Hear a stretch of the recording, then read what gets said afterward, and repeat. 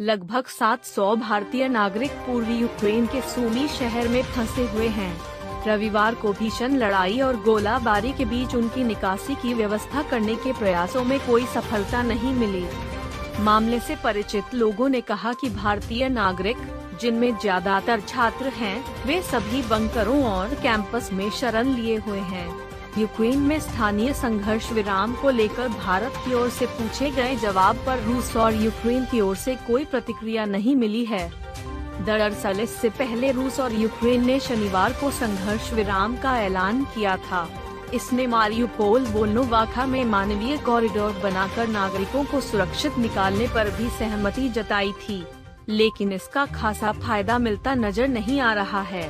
पूर्वी यूक्रेन में फंसे भारतीय बाहर निकलने के इन रास्तों का इस्तेमाल नहीं कर पा रहे हैं। इससे पहले युद्धग्रस्त यूक्रेन के उत्तर पूर्वी राज्य सूमी में फंसे सूमी मेडिकल यूनिवर्सिटी के करीब 600 भारतीय छात्र जोखिम उठाते हुए सीमा की ओर रवाना हो गए थे।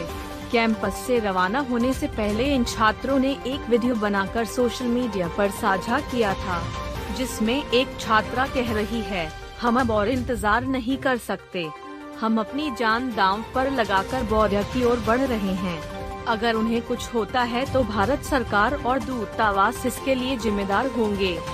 अधिकांश नागरिकों को खार्किव जैसे अन्य संघर्ष क्षेत्रों से बाहर निकाला लेने के बाद अब सूमी यूक्रेन में निकासी के प्रयासों का मुख्य फोकस बना हुआ है।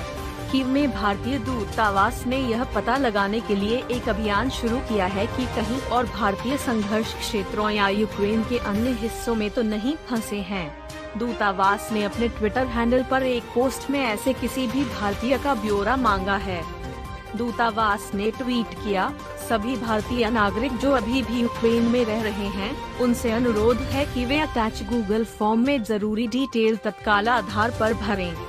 दूतावास ने एक अन्य ट्वीट में कहा कि खार्किव के पास पिसोचिन गांव में शरण लिए हुए 44 भारतीयों का एक समूह लवीव से पोलिश सीमा की ओर जा रहा था।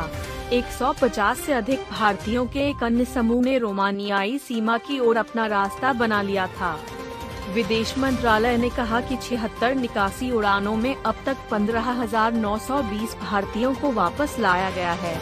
शनिवार और रविवार को 13 उड़ानें नई दिल्ली और मुंबई में उतरीं, जिससे लगभग 2,500 लोग वापस आए।